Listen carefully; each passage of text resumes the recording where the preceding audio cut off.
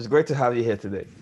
Thank you. Thank you so much. And it's great to have me on. You believe that we're just speaking about one of your beliefs, which is the belief that sensuality is the pathway that unlocks a joyful, happier, and more pleasurable life.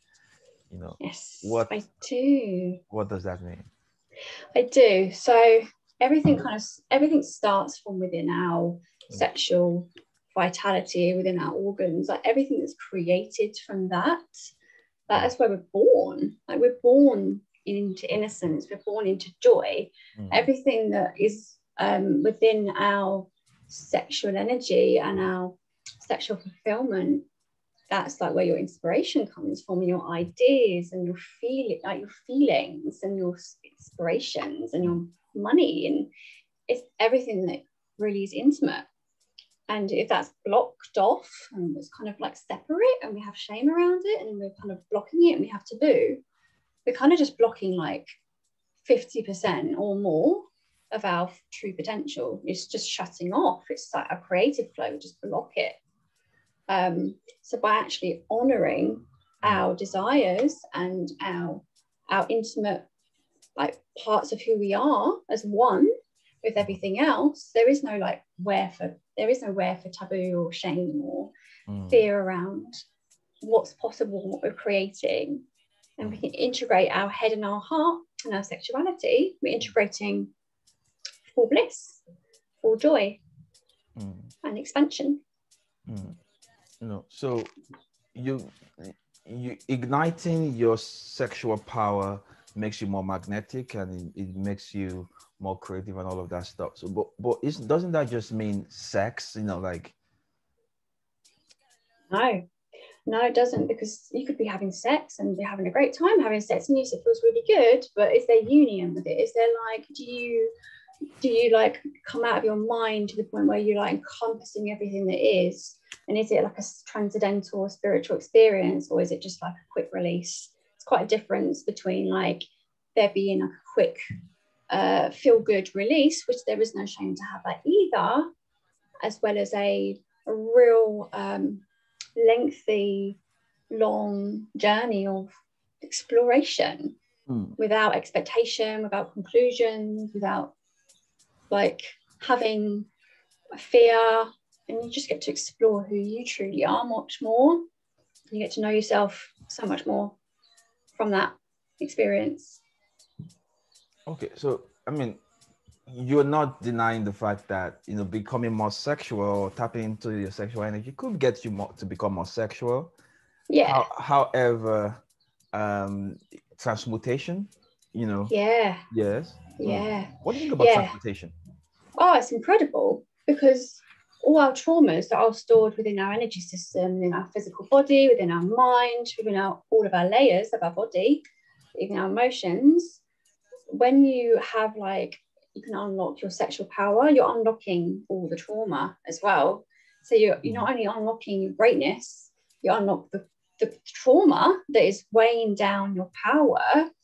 And then when you can transmute that to like profit or pleasure or creativity, your whole world just expands, and that trauma gets transmuted. Okay, interesting. When I think about transmutation, I never thought about transmuting trauma. Which is powerful. So sexuality can be used to heal trauma. Yeah, I've done it on myself. My clients have done it. Okay. So tell me your story. Like, that's interesting now. So what's your story? Like, how did you get to this point of discovering this superpower that we all have, right? Do we all have it? Oh, it's only everyone has it. I'm not like a special person or anything. No, we all have it. We all have this. I've come from my own breakdowns. Like I've in my 20s, when I was just really lost of life. Like I was depressed, I was broken, I was anxious, I was sexually abused many times, and it kind of just messed me up. My body was messed up, my body was traumatized. It led to anxiety, depression, and a real like hate of my body. And I just kind of everything closed, and I wasn't fulfilled. And I would be working for other people, and I just had no self-worth. And so I had to find myself through that.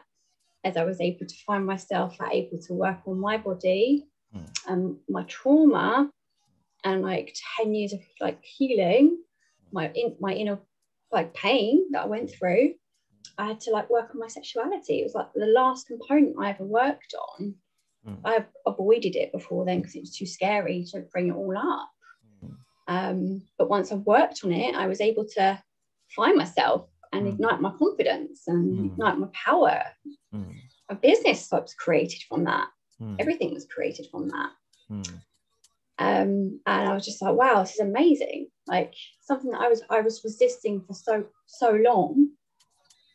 I wasn't resisting it anymore.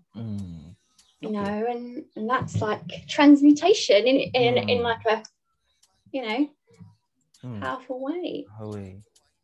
They say the drama is in the details. You know, Yeah. So let's get into some drama, right? Yes, so, do it. Usually, I mean, let's talk about it. Let's talk about the abuse. You know, was that the same person? Like, what happened there? Yes, I had one guy that was just touched me up in the middle of the road, and he was with a girlfriend, and he just wouldn't stop. Might even know I asked him to. He just wouldn't stop.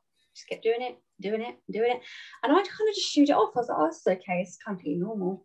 Like, just kind of like numbed out to it. I was like, oh, this is normal. Okay, I'm not going to like say anything or do anything about it. And then I had one occasion where I was sexually abused by another partner, thrown down the stairs. Like, he would pull my hair, he would like smash me into the wall, touch me up and spit on me and all that sort of stuff. And I just kind of took it. I had no self-worth. I was like, okay, well, this is what I'm obviously, you know, I didn't really know who I was. So just kind of took it. I just went with it. You have a partner that became physically abusive during sexual encounters or outside? Both. Yeah, both. Yeah, different partners, in different situations. And I just kind of thought it was okay, you know, at the time. Didn't realise that it wasn't okay. And I had my last relationship was again another abusive relationship where I was kind of not forced, but like narcissistically manipulated to do things that I didn't want to do. But I felt obliged to do it because I didn't know what was going to happen if I hadn't done that. And I had major regret and resentment for that guy for a long time. I actually hated men for a long time, actually resented them. My work has been healing my men wounds, and I work with most of my clients are guys. It's really empowering. I love it. Wow. You know, I was speaking with somebody, an expert once, and they said typically people who have not healed, you know, they get out of sexual traumas in two ways. They either hate it or they do it excessively, you know, which is interesting. So how do you heal from that hatred? Yes, so we have to do, like, the way I do it is I use yoga, breath work, movement, erotic dance, art, photography, energy clearing, you name it. I've done it all. Tantra, to actually transmute those energies into love and acceptance over a period of time. You know, it's been like a consistent transmutation of that.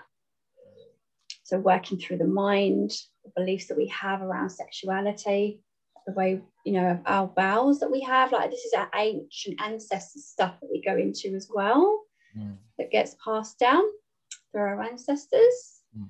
So do lots of past life regression and that sort of work as well to bring up previous to our life. If you're into that, if you're aware of that, soul rejuvenation, soul clearing as well. Tell me about your past life. You know, is that how did you come to know about it? So for a while, for a long time on my business, I didn't kind of deny that I had these clear senses that I hadn't activated enough. And over uncovering all the sexual blockages that I had, I was able to activate my clair senses more. And through doing that, I was able to tune in to higher frequencies and past lives and get memories. So there'd be like triggers and memories in the body that would come up, and I could feel it all from my body, and I'd see it happening. I could see it. And I know when you're seeing it, when it's real, because your body feels it, it's like you're feeling every aspect of it. So even my past life experiences, I was like raped multiple times, abused multiple times. I was a prostitute in a past life, and I was a slave. And it just, I've had to clear all of that stuff because it's held me back from my money, my purpose, my relationships, me being able to communicate effectively and grow myself. So you see it in your mind. You have to be out of your head, like out of your ego completely, and in your body to feel it and see it.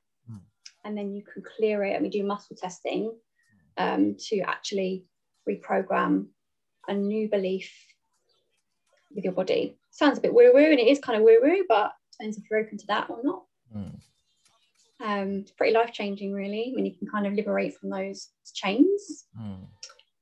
So yeah, it's deep work. So the erotic photography, is that part of healing?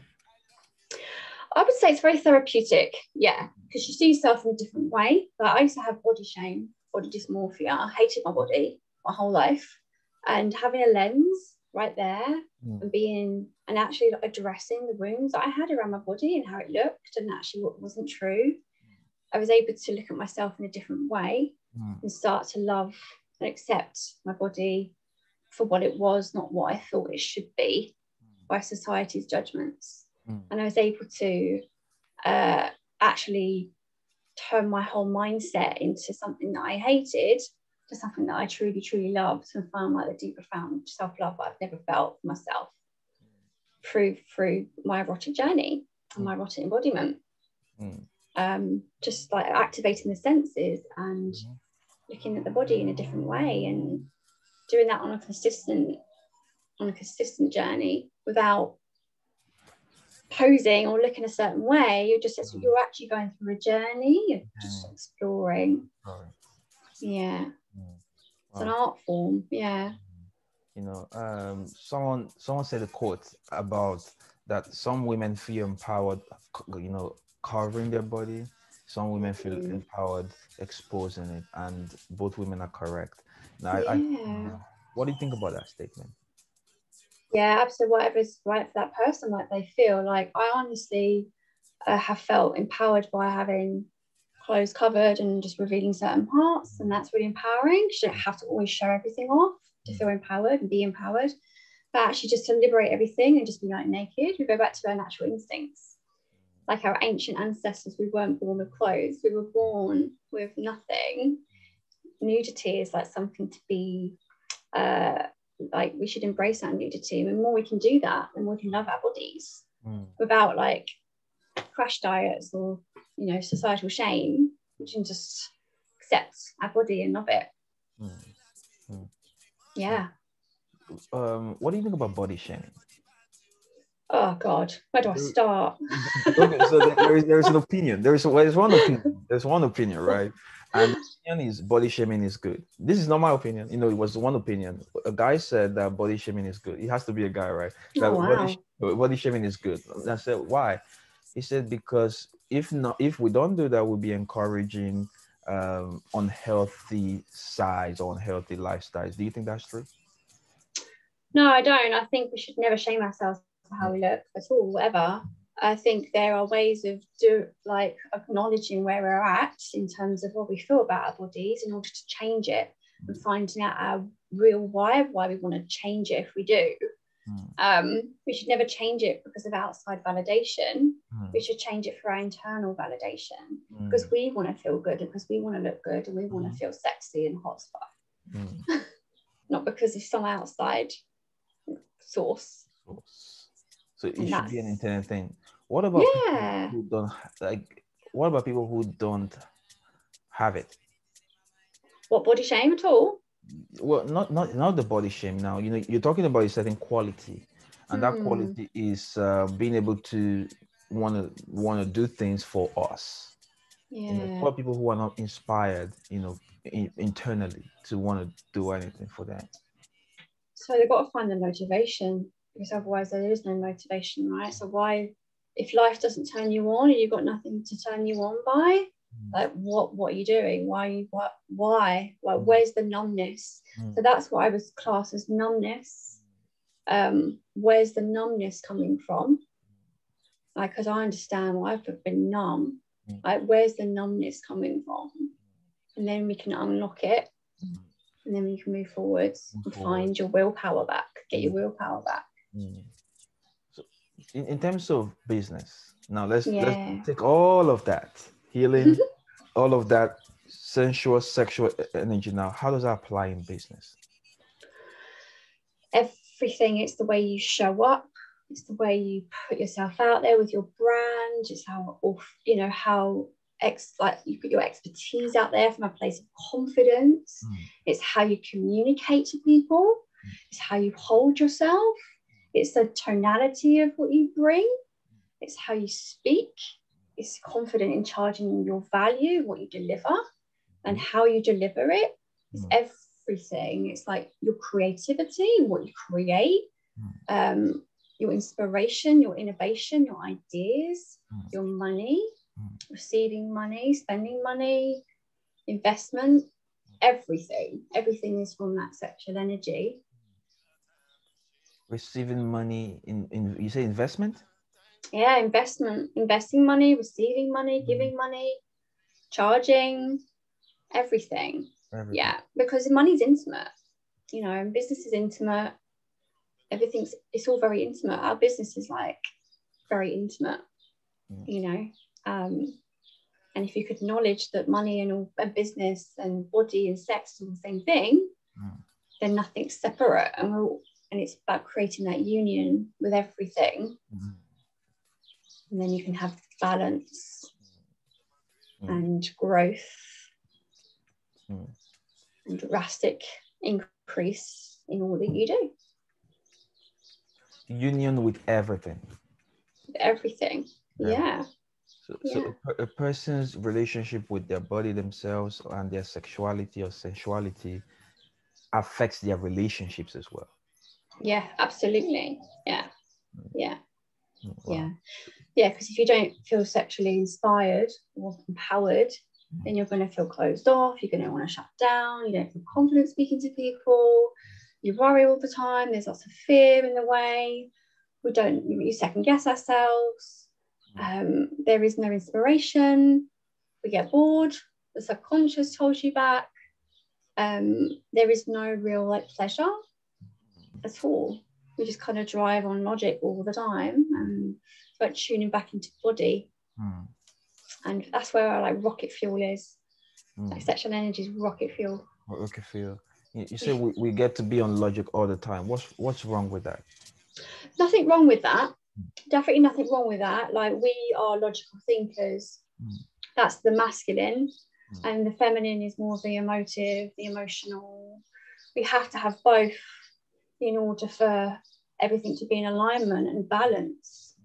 But what happens a lot is people use a lot of their logic more than their like intuition, and they're like drive and go, force, and then they burn out, or they like get demotivated, or they're tired, and like their money goes down, and like things just get blocked because they're always using their logic. It's just tiring.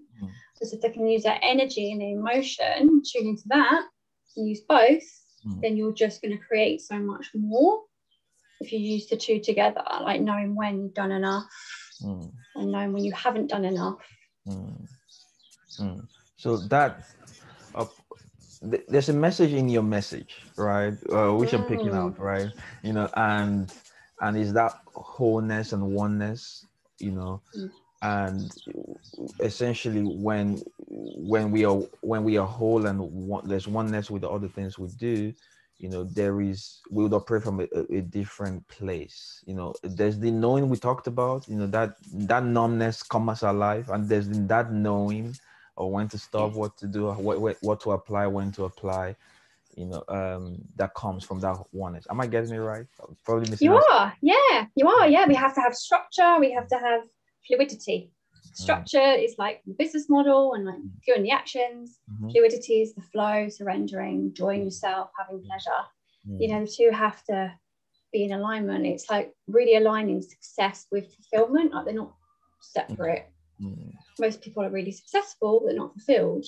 So it's about getting fulfillment as well as success. So you can have both like entwined. Wow. So, and some of the ways you talk about getting to that is the dancing. Yeah. It is actually, yeah. Dancing brings the soul to life. Yeah. It brings your pleasure. Like you can feel radiant from it. You get in touch with your senses. Like dance is amazing. Like you can dance in whatever way you want: erotic dance, burlesque, salsa, tantric dance, whatever the hell you want. And it will open up so much more creative flow because you're just at ease with your body, and you can transmute that trauma as well through that dance, through breath work. Interesting. Yeah, there's a tribe, almost a religion. Yeah. They wouldn't call it a religion, but from the Western perspective, we would see it as a religion. But there's a practice. Yeah. There's a practice amongst a tribe in Nigeria, the south part of Nigeria. Oh, the dancing is amazing. The dancing, yeah. Yeah, they're alive. You see their aliveness? They ain't worrying about like where the next client's coming from, are they? Or like they are aliveness. They're like alive. They're just transcendent. Yeah. Yes. Yeah. In fact, when you go there with a problem, they would tell you Igbe means dance. They say Igbe dance, like just dance. You like that's it, like yeah, dance. Like how do I dance? Like don't know, just do it.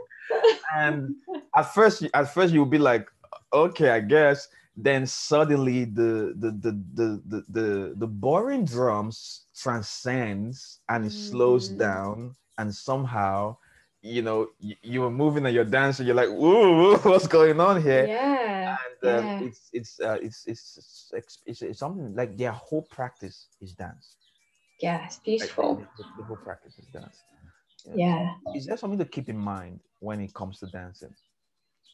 It is, because you're not dancing to perform. You're dancing to feel and to channel, and you're channeling, and you're just feeling good in the moment. You're not thinking about it. You're just flowing with it. And that's when your body can do whatever the hell it wants to do, because you're not thinking about it. So you can you forget where you are, and you're so embodied. You're physically embodied. Yeah, I think we've forgotten to really connect with our like instincts and our ancestors in that way. Like you need to bring that back. Definitely. I remember listening. It's interesting that you said we're not doing it to perform. We're doing it for an exciting experience to feel. That changed me. Like I play music and all of that stuff. I remember listening to a musician once playing the piano, and I'm like, this guy's not performing. He's ignored the fact that it's everywhere. Sometimes he gets like he plays something accidentally and he goes, that's interesting, and he starts playing with it, and he goes, I'm bored now, and ignoring everything else that's going, ignoring that anyone else is watching. So it's just they're having his own fun, and we are having fun. You're just seeing him have fun, and that changed my experience. When it comes to that forever. Are there ways to do that? To get out of your head in terms of because people might be watching sometimes. So what like how do you get from performing into feeling? You really have to, it's a lot to do with the breath, how you're breathing with it. You are acknowledging that there's people there. Yeah, it might be a bit uncomfortable, but embrace the discomfort. Embrace that vulnerability. Like, be fearless with it. Yeah, it's a little bit nervous for people watching, but when you can embrace that vulnerability and just do it anyway and feel that energy, like you can't differentiate between right and wrong, and you can just enjoy it a lot more. Yeah. So there's the dancing. Is there any particular kind of dance? Is there any particular kind of pace? There's different types. I mean, to be honest, when I put music on, I will put different kinds of music on, and I will just like move with it and just like let my body move. I'm not even thinking, I'll just move. And then I'll use breath, and I'll release sounds from my mouth, like primal sounds. Like what? Like or like or like orgasm noises, like whatever and just flow with it. And like, do you know what feels good? You can actually you can like draw your sexual energy up through your heart and through your head. That way you can actually be pretty high from doing that at times. Endorphin release. It's powerful. Oh wow. So there's the dancing.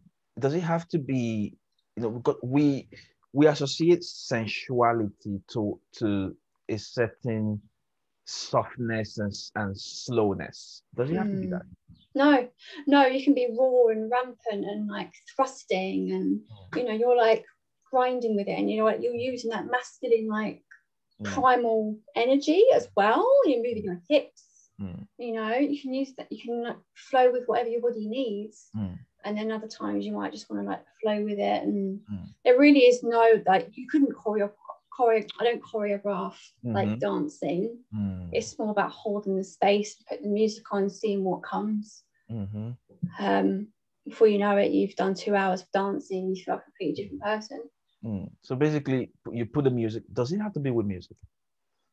No, it doesn't. No, you can do it without. The only good thing I find about music is it has this power and potential to like unlock like these blockages that we have in our body.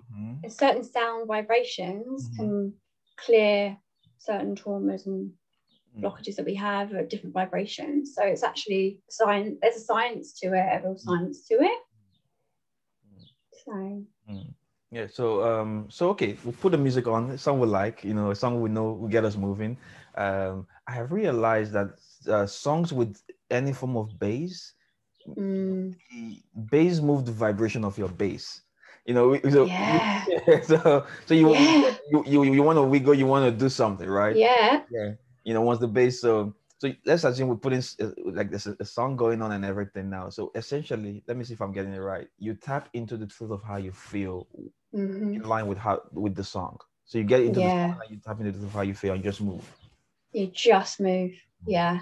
And when you first start, you're going to be like, oh, this is weird. What the hell am I doing? Because that's like your ego going, what is weird? I don't do this. And then you just go with it. Like it's ecstatic dance. It's like an ecstatic. And you just, before you know it, you're just gone. Yeah. So there's the dance. And what else? What else? Basically evolving your senses, like really getting in touch with the clothes that you're wearing. Like, what are you wearing? Does it make you feel good? The colors that you wear, food that you eat. Like, are you rushing your food, or are you taking your time to taste every piece? Like, does it literally arouse you to eat your food, or are you just like shoving it down because you're like, I haven't got any time? Like activating the senses, having a bath, having when we have our showers, are we like in the shower because we've only got 2 minutes, or are we just in the shower like playing, touching, like have a nice time? It's there, embrace it. Have a bath. Are you just in and out, or can you just like make it a really like erotic experience? Like use aromas, and so it's like activating your senses to the like higher level. And also a really good practice is called edging. So for women and men, like if you don't want to release your like orgasm, you can hold it and retain, keep it in, and that's like incredible way of channeling your energy into what you do. And you feel so amazing because every day you can feel that energy. So okay, so now we're going into transmutation, right? So tap into the energy, the sexual energy, and get to close to orgasm and edge it, like keep it on the edge, and let it just settle in the body. You know, I mean, there's that urge to like, you know, it's I think, I don't know for women, but it's harder for men. Like it's, you know, this is why I'm here. Like, why go back now? You know, like this is why I came this far. So why go back now? Or, you know, it's a lot harder. But when you get there, what happens when you let that energy stay there and not release it? What happens? Yeah, so you will glow. You will have more energy. You'll create more. You'll have like, your skin will look different. Your hair will look different. You will show up more confidently because you're like literally oozing sexual energy. Like, yes, that's the magnetism. And you'll find that you walk down the street and people will just look at you and you don't even know why they're looking at you. And that's because your energy is retained rather than it be released. And people, it's like an energy, people are like attracted to it. And you can harness that energy for, like, if you're doing a workout at the gym, you should lift more and lift with ease rather than lift with struggle. I had a client that like lifted more than he ever had done in, like, just after we did one session, he's doing like kettlebells and like the tire pushing, and he's never done that. And we did one session and he was able to like lift so much more. It's amazing. In American football, I was in the team in Russia. Oh wow! American football, which is a very interesting thing. We would do that, like, you know, where we all edge and just come out. So there's that anger, you know, there's that whole, you know, it's not anger to call it, but there's that whole, you know, frustration energy. Frustration, you know, and there is also that whole potency, and there's the energy level, you know, that peaked. Even some salespeople do it. Like when you do ridiculous amount of sales, like door to door, where you're getting rejections. I know my sales manager was doing that, you know. I remember when he advised that, he's like, well, if you guys want to close more deals, you know, get to that edge and leave it there, you know, like and come out like you kill it, you know. But we're like, okay. Yes. So what makes you more potent, more potent in your presence. Like people will be more connected to you, which is like, they don't even know why. They don't know why. More connected. Yeah, it's kind of magic. What about people who are currently orgasmically spent? Can they still do it? Completely. You know, like there are people who are extremely like spent, you know, in terms of orgasmic energy. Now, can they still do it? Is it as effective? To edge, they just have to start from day one. So instead of like retaining for like 30 days, you can just retain for 3 and then build it for 4 and then build up over a period of time, and like eliminate addiction things. Like porn is a big thing. There's a lot of shame about that, which is fine as well, but maybe you can just channel that into your body instead and use that to retain, keep it in for a lot longer. Anyone can do it. It is a bit of discipline, but it's a healthy discipline. You will reap the rewards if you can do it on a consistent basis. What's wrong with porn? I wouldn't say there's anything wrong in like there's a judgment to it. I would just say it can be destructive, and it can cause a lot of men to feel disempowered, because it's like they're disempowered by the addiction and they're not taking control of their like addiction. That's the only like negativity of porn, and it's kind of like misrepresented because people don't really like.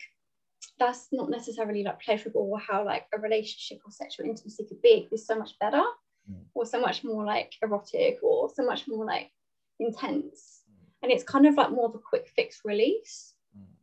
There's no shame around it, there's no judgment around it. It's more just like, are you doing it to numb out, or are you doing it to connect? Like, what are you doing it for? That's the only recognition from that. So abstain from porn, you know, I use breath work. Yeah, breath work, yeah. Like deep breaths or? Deep breath, you can do primal breath, which is like, just like real, like rugby players do this. And you're like breathing into every part of your body, and then exhale with like noise, like growl. It's like a very masculine breath. Women, softer breath, like theta breath, get you into theta brainwave states. There's loads of different types of breath work. Belly breath to open up your your sacral chakra and your sexual organs. There's like deer breath. There's so many different types, but you just find what works for you.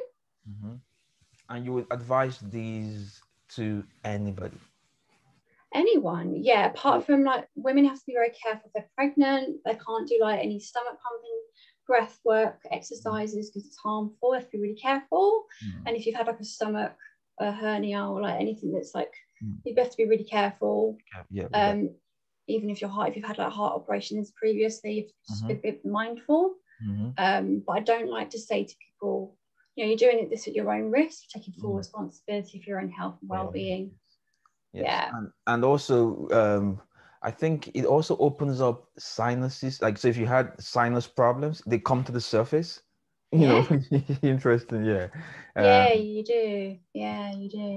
I had a friend who did that once.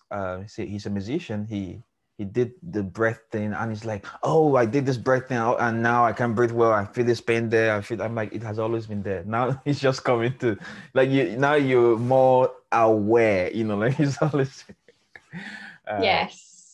So the work you do, how would you describe the work you do? It's really interesting because people will come to me with like, they're not fulfilled. They might have a career and they're doing really well, but they're just like, their relationship's like not in alignment, or they're like, you know, they have all the money in the world, but they're just kind of a bit like something's lost, something's not quite there.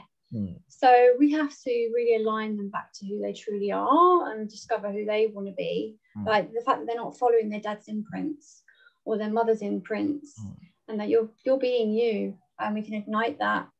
So it's very deep, like this real deep dive into, people share with me stuff that they'd never share with anyone. You know, they've had their own sexual abuse, they've had their own like abuse, and it's about bringing all that out to open, being sexually liberated, so you can move forward and be wild, be free, and create so much more. So I would class it as a way of, I'm a trusted advisor because I hold space for people.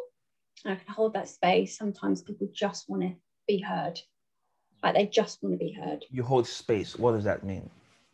Holding space is being able to hear people out. Whatever it is, judgment-free zone, just hear them. No judgment, just listen. And sometimes just doing that is enough on a consistent basis. It's actually very empowering. It doesn't go anywhere. And that's what they need. Some people need to clear through their mindset, and we'll work on their mindset and their energy. And we can work through that. And we can work on their like money or their pleasure. And all the kind of processes that I've discussed with you previously, we pick those out and use them, and I teach all that as and when I feel that they need it, when the time's right for them. And the last thing they come to me for is about their business, although they think it's to do with their business, but it's actually not. It's to do with their wholeness. So it's they come to you for their business, you know, but it doesn't have much to do with the business. No, they're like, oh, my marketing's not landing. Why is my marketing not landing for? I'm like, okay, well, where does this come from? How long has it been like this for? And as soon as we started digging, it's like something happened when they were 3 years old, when they wasn't heard at school, or they wrote something and it was like disregarded, or it's always something. So when we can clear those traumas, actually it's the heaviest part of what we do. It's not traumatizing to bring it out. Then we can really become lighter and lighter and lighter. And then you just step into much more confidence with all that you do. And it's very rapid, it's very quick. And I love it because it's really nice to be able to hold that space for people, especially the guys. Like there was a real lack of women holding space for men. Like you see like women holding space for women, and women coaches, and like, well, what about the men? You know, what about the guys? They need support as much as we do. We need the men in our world to keep going. There are very few things that cater to the men nowadays. Very few. Everybody goes, I help women with this, I help women with that. Like, what about, what about? Too much of it. Yeah, it's too much of it. It's like there's an imbalance. There was a real imbalance. It's kind of like the men have got cast out a little bit. And it's like all the women are taking over. It's like, no, we need to have duality and balance. Like the men are our structure. They're leaders as much as the women are. You know, let's bring them up. Let's not disempower them. So that's I love working with men. It's like always really exciting to see them evolve and grow, and yeah, just like I love that. I work with women too. I always find the men make more drastic shifts than the women. Yeah. I mean, for the women a lot of times are in touch with their emotions already. You know, so they kind of understand emotionally what's going on. But for the men, you know, we always look outside, you know, for the structural, logical things that are not in place. You know, so it's like, oh, so it's more, I need to do this. Maybe when this is in place, maybe when that is in place, you know, as opposed to, that is also something to look out for, right? You know, something to be in place. You know, however, there's also the emotional back account, you know, which is emotional currency that we're using to purchase the things that the actions or take the actions. And some people are just emotionally spent, you know. And you know. Yeah, they are. I think there's you know, you hear about women getting abused in relationships, but men get abused too. Like men have been manipulated too, and men get abused too. Like, do they talk about it? Is it okay for them to talk about it? Not normally. So be able to hold that soundboard for them to be able to talk about it and release it, so they can actually build up their self-worth and their self-esteem and their resilience again, and it like just ripples out. It's just really good to see. Like they need that. And also just because of the dynamics as well. Like a guy gets you know, in a way, a guy gets abused is almost cool. You know, so as well as when a guy tries to make it not cool, he's shamed. Like, you know, like you know, it's you know, I suppose there's an imbalance. You know, there's an imbalance. You know? There is. So the work you do is bringing wholeness and oneness to so they can be more effective in terms of performance, leading business, creativity, and open their sexual creative energy as well. All those components: focus, productivity, energy, sexuality, money, freedom, time as well. I mean, I deduce that the life force, what some would call it chi, and the many names for it, is pure sexual energy. It's you know, it's pure sexual energy. All right. So for those right now, you know, we were speaking about it. You know, the work you do is very intimate, and it's very so you can only take a few people at a time. I only really work with 2 clients a month because of the nature of what I do.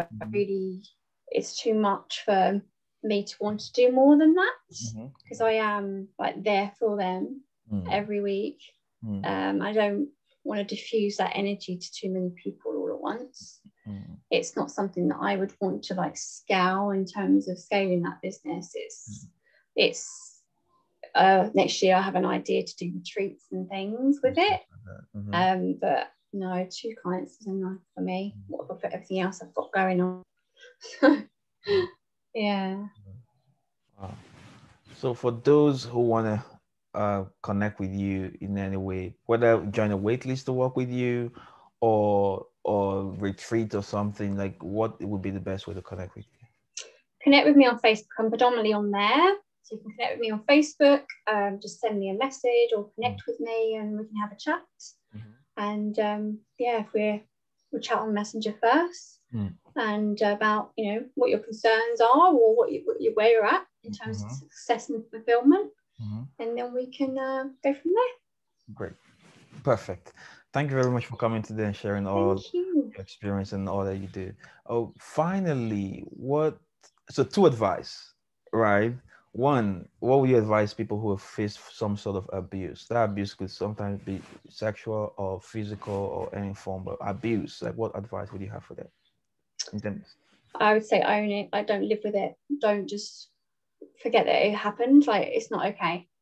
Like, work through it. And if you're going to go and see a counsellor, like, just bear in mind that counsellors have their job. But really, you've got to clear up the root pain and the root traumas. And like, counselling is not going to like, it's just scratch the surface. You know, I have so many people that have come to me, done it all. I've spent thousands and thousands on all the therapies and all the like, and all they needed to have was a conversation with me. It's like, do the work, don't shame it, don't hide it anymore. Just like, if you feel like you have to talk about it, just know that it's okay. It's okay. It's not okay, but it's okay not to like shadow it anymore, because you know, you only get one life. You want to be happy and fulfilled and free. And in terms of the work you do, unlocking that creative life force, we talked about the sexual energy, sensuality, in using that into performance, leadership, more creativity, and more pleasure and enjoyment of life, and happiness and fulfillment and joy. What is the advice you have for people? Oh my God, find out your legacy. What legacy do you want to leave? Yeah, like what like imprint are you leaving into people's lives? You know, it's not just about you. It is about you. But what about your children, legacies? If you have children, you know, what do you want to pass on to them? You know, do you want to be an inspiration to them? Thousands, millions of people. You know, remember, like, find your why, your real why, and that will really ignite your emotional trigger to actually actualize your goal and your dream. Okay, thank you very much for coming today and sharing all of your experience, wisdom, knowledge. Oh, you're welcome. Thank you. Yes. The opportunity. Thank you. Yes.